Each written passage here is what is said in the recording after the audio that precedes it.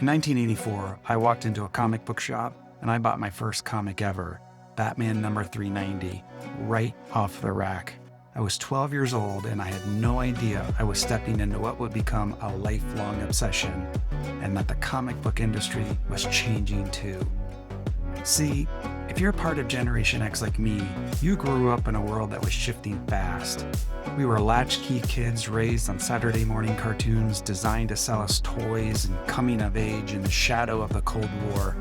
We were the last generation to grow up analog, before the internet, before smartphones, before streaming anything. And right alongside of that, comic books were transforming too.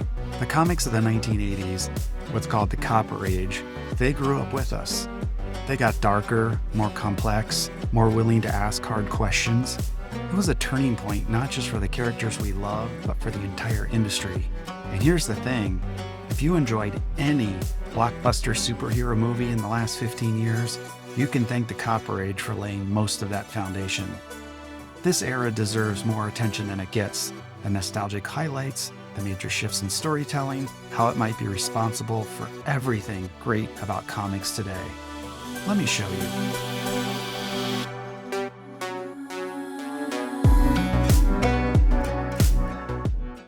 To understand why the Copper Age mattered, let me give you a bit of context. The very first comic book was probably The Adventures of Mr. Obadiah Oldbuck. Originally published in Europe in 1837 and later reprinted in New York, but most fans agree the real beginning of comic books started in June 1938 with Action Comics #1. That comic introduced Superman to the world, and there was no turning back. Batman showed up soon after, then Captain America, Wonder Woman, a whole roster of superheroes. Most are still in your local comic book shop to this day. That era, now called the Golden Age, was heavily influenced by World War II. Stories were simpler and more patriotic, with clear good guys and bad guys. And if the Golden Age taught us anything, it's that it was always okay to punch a Nazi. By the mid-1950s, we moved into the Silver Age, which brought the first major evolution in superhero storytelling. DC reimagined characters like The Flash, Green Lantern, and Hawkman with updated backstories. Marvel, still called Atlas Comics until 1961, introduces Spider-Man, the Fantastic Four, and the X-Men. This was post-war optimism mixed with space-age fascination, so sci-fi elements found their way into everything. Heroes went on interstellar adventures and villains showed up from other dimensions. Earth. It's being left far behind. Creators like Jack Kirby and Steve Ditko were refining the visual language of superheroes during this time, setting a style that still influences artists today.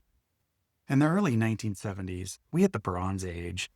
The Vietnam War was dragging on, the counterculture movement was in full swing, and those shifts made their way into comic books too.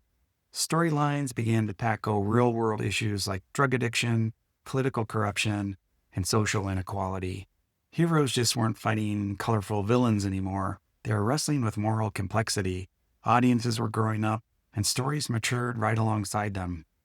Which brings us to 1984 and the start of the Copper Age. Okay, hit the pause button. We need to talk about something real quick. The timing of each comic book era is still debated. Some people don't even recognize the Copper Age as a real thing.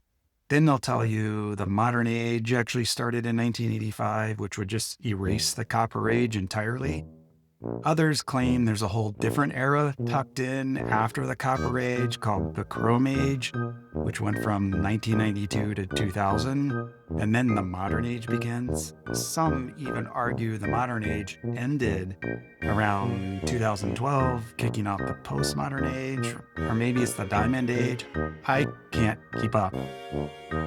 Here's the thing, there's no official governing body for comic book eras, and there's no comic book era council sitting around a table making these decisions.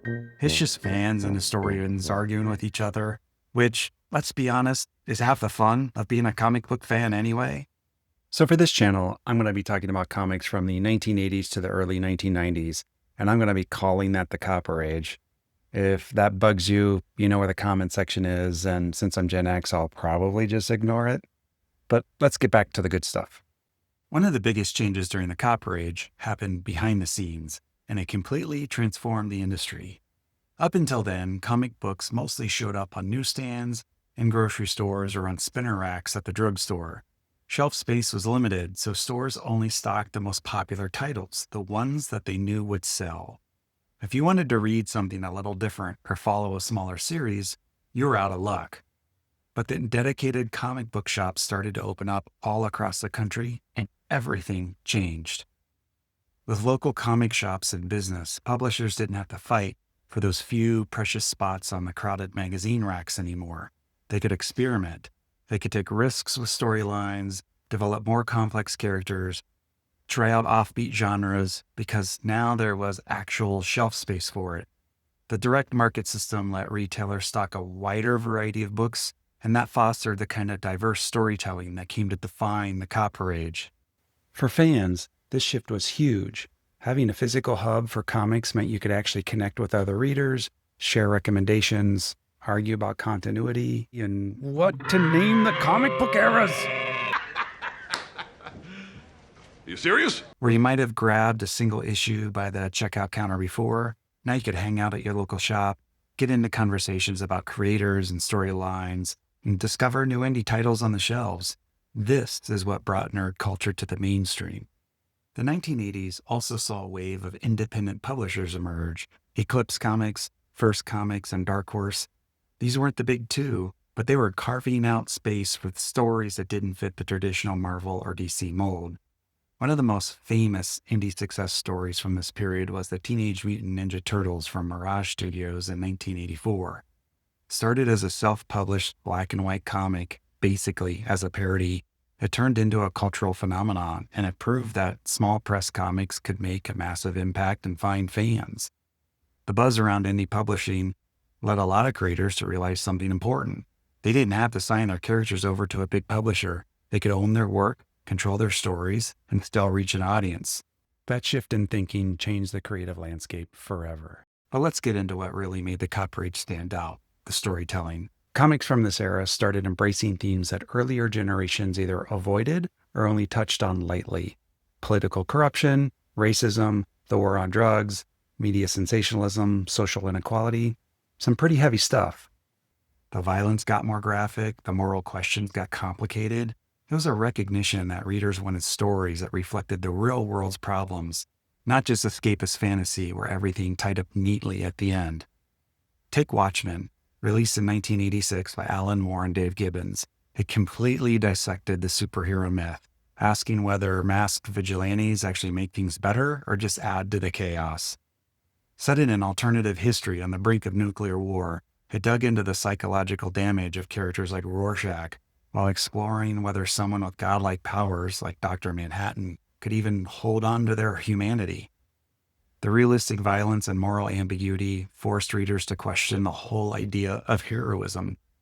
The same year, Frank Miller gave us The Dark Knight Returns, reimagining Batman as an aging, weary vigilante coming out of retirement to face a Gotham spiraling into chaos. Set in a dystopian near future, it layered in social and political commentary, media sensationalism, fear of street gangs, a government-controlled Superman who ends up clashing with Batman's increasingly brutal methods. The final showdown between Batman and the Man of Steel wasn't just about physical strength. It was about the moral cost of vigilante justice and asking if heroes go too far. Frank Miller's run on Daredevil took a similar approach, grounding the character in brutal street-level crime, corruption, and personal tragedy. This was a far cry from the lighter Daredevil stories from earlier decades. Miller leaned hard into gritty urban realism, showing what it actually costs to be a hero in a broken city. Over in the Uncanny X-Men, writer Chris Claremont was tackling themes of bigotry, identity, and personal trauma in ways that pushed the envelope for mainstream comics. These weren't just stories about mutants fighting villains. They were about what it meant to be different, to be feared, and to be hunted. The 1982 graphic novel God Loves, Man Kills dealt directly with religious extremism and hate crimes. Then in 1986, the Mutant Massacre storyline saw the Morlocks, an underground community of outcast mutants violently hunted down, leading to some of the most graphic and emotionally devastating moments in the series' history. This wasn't just a superhero story, it was about racism, prejudice, and ultimately, what it means to be human. The X-Men confronted issues like poverty and social inequality in ways that mirrored real-world tensions, giving readers something far more sophisticated than the straightforward hero versus villain battles of earlier eras. From gritty deconstructions to boundary-pushing storylines, the Copper Age forever changed comic books and the industry itself. Publishers realized audiences could handle it, that readers actually wanted characters with more depth and stories that tackled serious issues. Creators kept experimenting, shaping the landscape of modern comics where bold ideas and mature themes became the norm instead of the exception. Even today, we feel the ripple effects of the Copper Age. Modern superhero movies still build upon the darker tone established during this era. Ongoing series continue to explore moral ambiguity and real-world parallels. The seeds planted in the 1980s are still powering the engine of contemporary storytelling. Stick around as we dive into one of the greatest eras in comic books and the generation that grew up with them. We'll explore what these stories were really about beneath all the action and spectacle. I can't wait to show you.